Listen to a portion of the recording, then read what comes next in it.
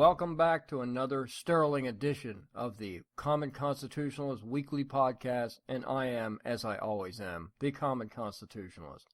Today I've got a couple of topics I want to discuss. The first is the federal government, Obama's administration, is going to make it harder for small business to operate in the United States. There's a big surprise.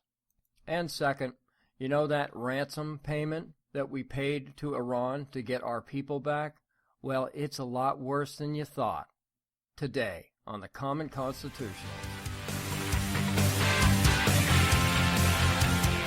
You're listening to the Common Constitutionalist, broadcasting from an undisclosed location, free from the prying eyes of establishment black helicopters.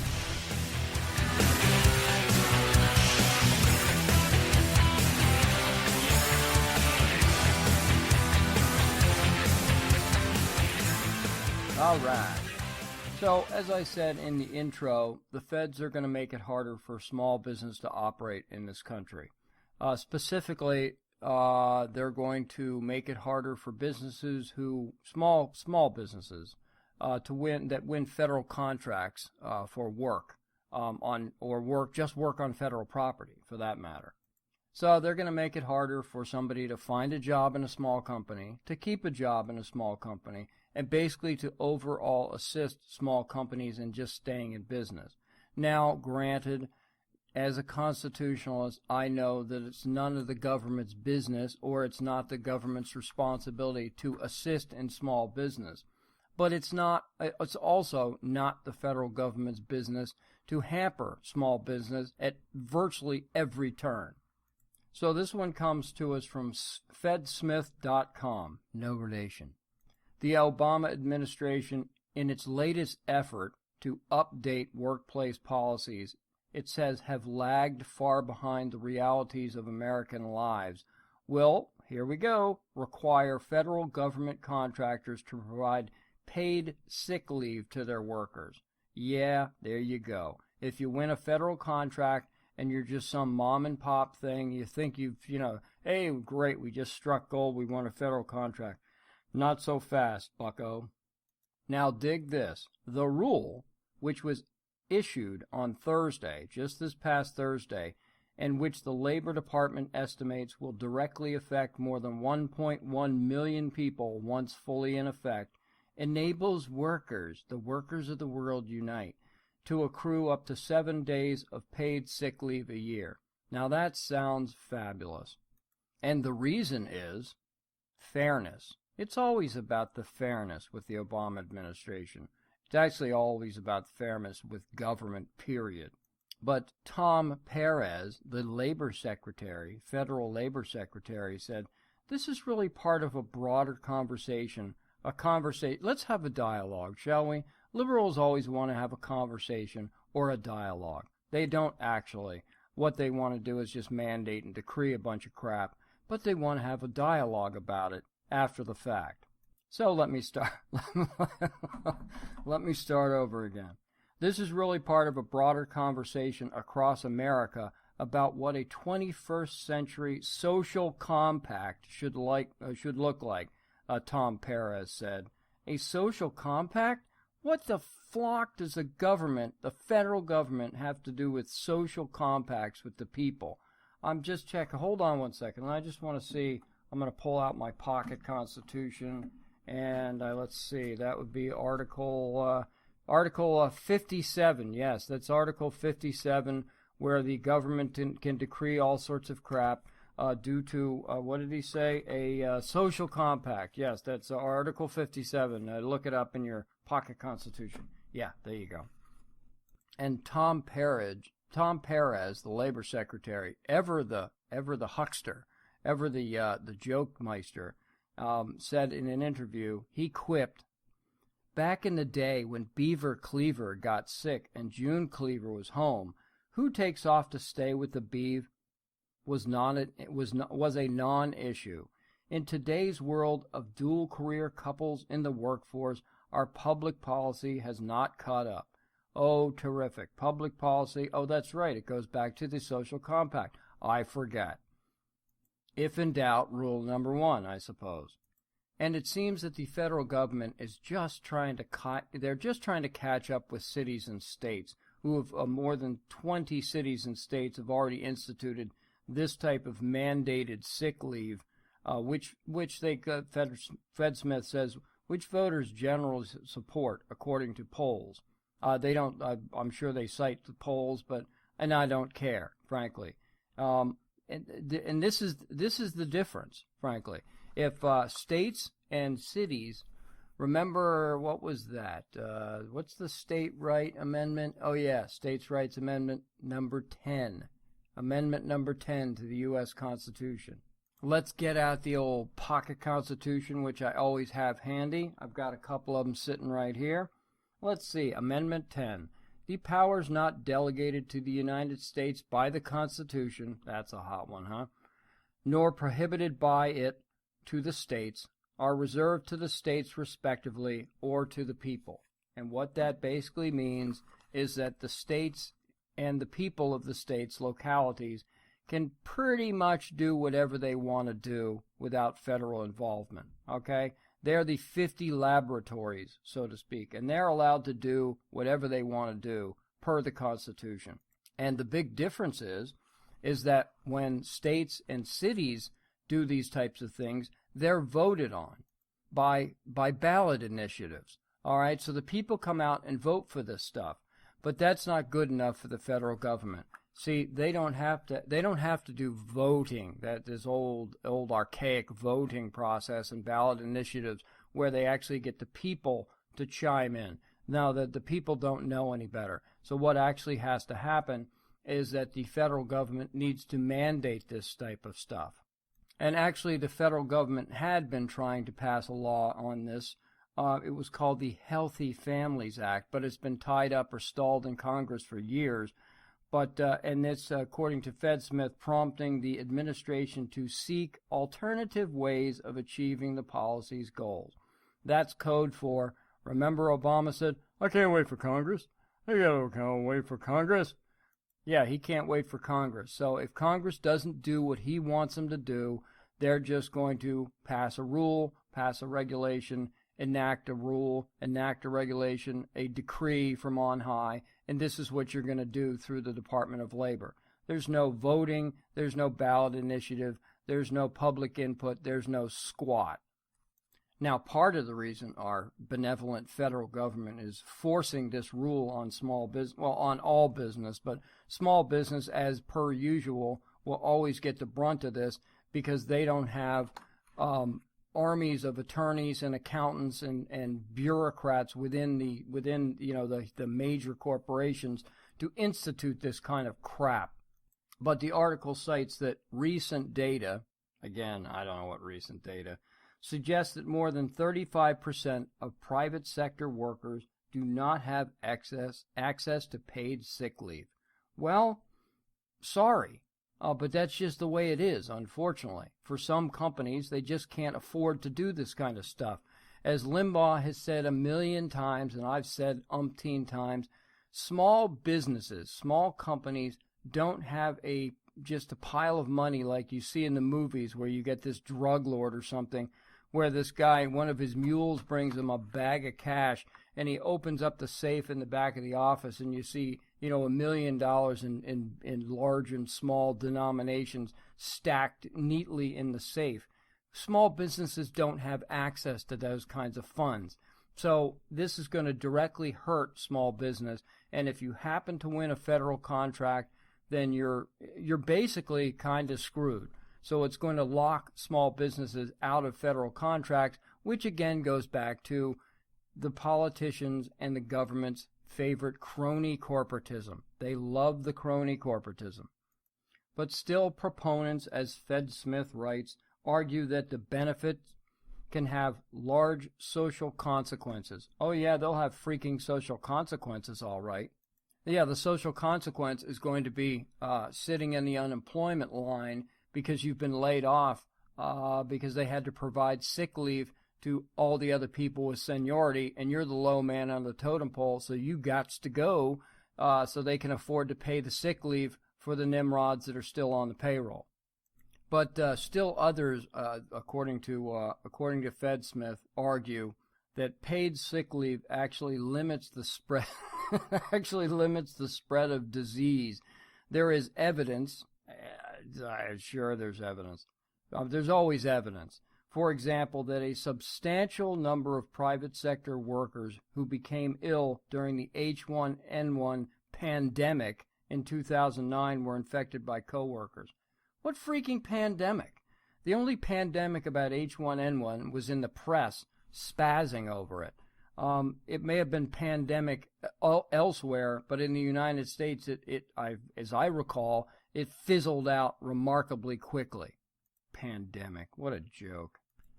But FedSmith does point out that the really small businesses, among those who will be affected by the rule, are franchises and concessionaries selling food on federal property. So technically, that's a federal contract. Okay, so you're a dude that runs or a girl, whatever, woman who runs a lunch truck. All right, so you have maybe 2 trucks, and you somehow you win a federal contract to park your lunch truck, and the guys come out on break, or the office people, and they buy their lunch from the lunch truck, and you're on federal property. So now you have you, and maybe you've got 1 employee. You're just barely scraping by, okay? The lunch truck biz, I knew somebody who owned a lunch truck, and it's not highly profitable, we'll just say. Or maybe a hot dog vendor or something, whatever. But so you got 1 or 2 employees, and you're just barely making it.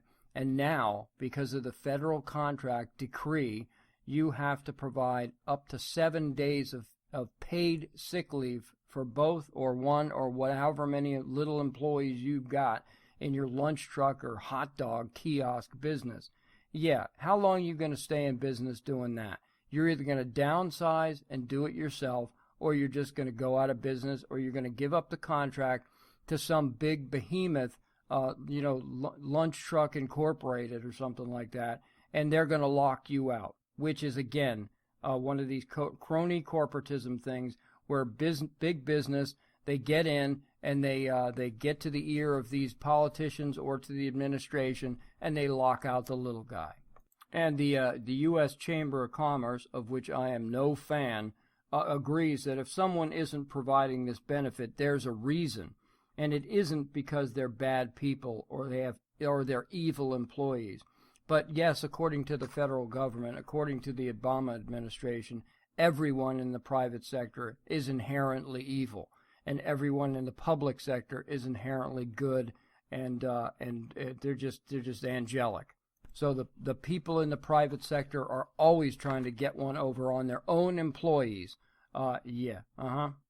And this is also, it's going to, as it usually is with the federal government, it's going to turn out to be a compliance freaking nightmare.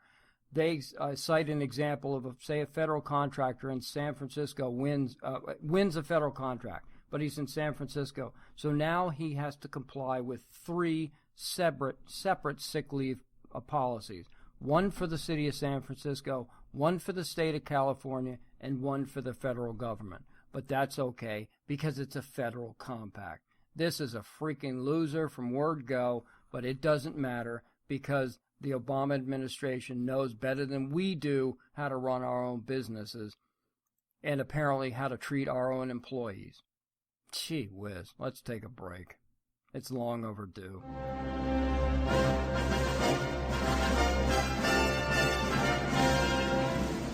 You're listening to the Common Constitution. Let the truth be known.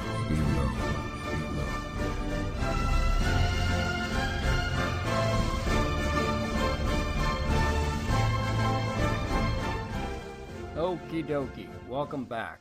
Now, we all know the Iranian nuclear deal is a complete and utter loser. And the only thing, the Iranian nuclear deal, the only country it benefits is, of course, Iran, and it benefits no one else. It certainly doesn't benefit us. It sure as crap doesn't benefit our number 1 ally in the Middle East, Israel, but we all know that. We also know about the ransom payment. Remember back in January that there was a $400 in cash that was transferred to the Iranian government, and just by sheer coincidence, on January 17th, the prisoners they were holding, the American military prisoners they were holding in Iran, just happened to be released on the exact same day as the cash landed at the airport in Iran, or wherever the crap it landed, I don't remember. And that was $400 million. And then we find out after the fact that within 2 weeks, they demanded that we pay them an additional $1.3 billion, and for a total of $1.7 billion of ransom payments. Ridiculous. Now, what you may not have known was part of that agreement, or the document that was signed by State Department official Brett McGurk, was that the U.S. agreed to drop criminal charges against 21 Iranian nationals, according to the, attribution alert, Wall Street Journal. Now, what you may not know, and unless you were part of the Obama administration or the State Department, you sure as crap wouldn't know, I didn't know this, that there was a third document that the U.S. agreed to sign. Yes, a third covert document that in the dead of night, Mr. McGurk signed with a unknown Iranian government official. So this is how things went down, basically. The Wall Street Journal reports that in the hours after the documents, all three documents now it turns out, were signed. Oh, and by the way, nobody in the none of the lawmakers, Senate or Congress, knew anything about this either until earlier this month. Well, this was September, excuse me. So earlier in September, they found out that on January 17th, 3 documents were signed. And in the hours after the documents were signed at a Swiss hotel, the different elements of the agreements went forward immediately. The Americans were released. Iran took possession of $400 million in cash, and then the additional $1.3 million within 2 weeks. And here's what we didn't know. Here's the third shoe to drop, so to speak. The UN Security Council removed sanctions immediately on 2 Iranian banks, the Bank Sepah or Sepah, whatever, and Bank Sepah International. And a senior U.S. official, of which is not named, I small wonder they're not named, said that lifting the sanctions on Sepah or Sepah, whatever, was part of the package. The timing of this isn't coincidental. Everything was linked to some degree. Now, remember when the administration absolutely assured us that the ransom payments weren't ransom payments, first off. They were simply coincidental, that they just happened within like 5 minutes of the prisoners being freed. But it was just sheer coincidence. Well, a documentary published by Tasnim News Agency, an Iranian media outlet affiliated with the elite Islamic Revolutionary Guard Corps, or Corps if you're Obama, claimed in February that Iranian government, but we just found out about this, that Iranian government officials demanded of the U.S. that Sepah be taken off the sanctions list as part of the deal to release the prisoners. But no, of course, it wasn't a ransom payment, right? Honestly. You believe anything that these people say? If you do, you're a complete fool. Now, these were UN sanctions, but the Obama administration, under the original nuclear agreement reached in July of 2015, agreed to lift the Treasury Department sanctions on Bank Sepah, but the UN penalties were supposed to remain in place for 8 years. But, again, this shady deal that the U.S. signed immediately released the UN sanctions. How we're able to do that, I don't know, other than the UN is as corrupt as the Obama administration. But I guess we're supposed to feel bad for Iran because Tehran argued that the banks were critical to the country's economy and international trade. Who gives a rat's? Bank Sepah is Iran's oldest bank and one of its 3 largest in terms of assets. Bank Sepah International, based in London, was key to financing Iran's international trade before sanctions were imposed. So freaking what? But according to the Wall Street Journal, U.S. officials said that there was a desire in Washington to harmonize the UN sanctions with the U.S.'s. So rather than the U.S. adopting the UN sanctions, the UN adopted the U.S. sanctions and immediately delisted these banks from sanctions instead of waiting the 8 years like Iran or like the UN was going to do, or was the UN, according to the agreement that Iran signed, was going to do. And one of the reasons they cite is another senior administration official said lifting sanctions on Bank Sepah and its London affiliate was in the spirit of commitment by the U.S. and other world powers to provide Iran with sanctions relief. So basically, we give and give and give, and Iran takes and takes and takes and gives nothing back. So basically all the sanctions are lifted. Their banking goes on wonderfully. They get all this kinds of cash. All this, the billions of dollars are freed up so they can continue with their nuclear program. And everybody's fat and happy. And Obama has this legacy that's going to blow up in his freaking face, or in Israel's face or somebody's face. But I guess that's okay because Obama has this bizarre affinity for the country of Iran, I guess. I don't know what it is, but I guess that must be it. He has some sort of warped affection for the Iranian government, maybe for the mullahs. I don't know.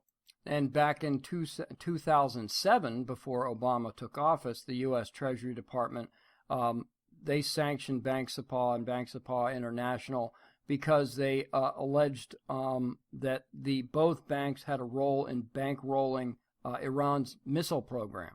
But that's okay. I'm sure that Iran signed something that said that they promised they wouldn't do that anymore, or some such crap, and we bought it, or something, I don't know.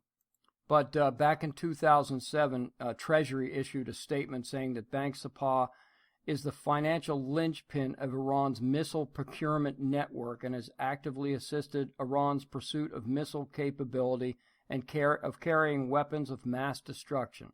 Well, isn't that just freaking dandy? But I'm sure they've turned over a new leaf. They saw their error of their ways because the force of will of Obama is so great, and they've seen the error of their ways because they saw the light in Obama's eyes or some such crapola, and they promised that they wouldn't do this again and just free up all our money and free up our banks, and we won't proliferate weapons of mass destruction. We promise. So the Obama administration, once again, they just defy all logic. This guy, Obama, is, I don't know what his love for Iran is or their weapons programs, because you know darn well that that's what they're doing with this cash. He's either the dumbest person ever to walk the planet, and that's saying something considering Hillary, or Biden, or Kerry, or any other of those nimrods in the administration, or he's just, as we think, the most corrupt individual, again, Hillary, that's held office so far. I frankly, I don't know what it is. I don't know what to think. All I know is that this is a freaking disaster, and this is going to blow up in our face someday. Now, it's going to be out after Obama's out of office, of course, and something's going to happen because of this, because of lifting these sanctions on the banks, giving them all this money, and allowing them to seek weapons of mass destruction almost unpinned at this point. It's unbelievable. So I guess on that note, I'm going to wrap it up and call it a day. And I hope y'all have a great balance of the weekend. I intend to. And that's it. I am out.